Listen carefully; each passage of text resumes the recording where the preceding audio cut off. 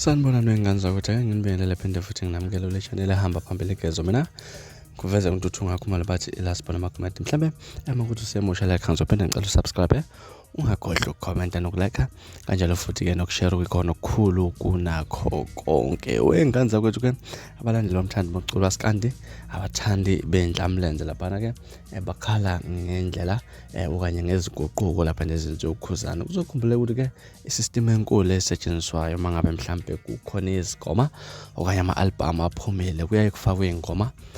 kuma digital platforms lapha uKhuzani uyakushintsha lokho kwathi yena ke esakhe izingoma uzoqala sidayise ngama USB kanjalo futhi nama CDs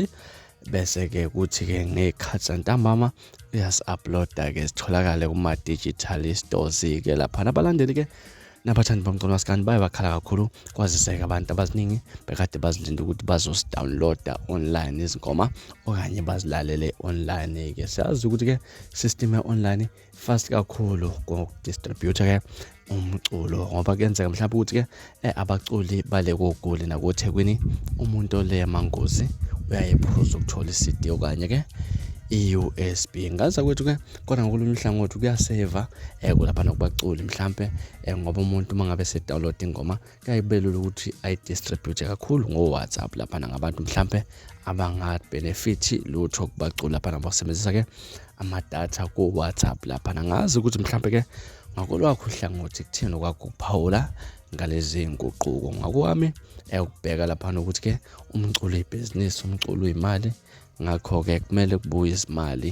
zendlamlenze lapha ke bese ukuthi ntambama ayifaki iCD online angazi ukuthi ke mina mhlambe ngalezi nguquko wena uthini mhlambe kwakho uPaulo ngawo omunye wabantu mhlambe abakhalayo okanye mhlambe uyibuka ngeso le business ahlala bana comment section kungixoxele bantu ukuthi wena mhlambe lithini lwakho uvo ngalolu daba mina ngaza ukuthi ngilasibone senginishaya kanjani kodwa ngiyathembisa ngiyabuya futhi nezinye izindaba ezilandelayo kwivideo elandelayo ungakhohlwa ulandela Facebook @radioenkezo.za Instagram @fezeka_162 nesiphatha hle nomelo sokumnandi ngithanda kakhulu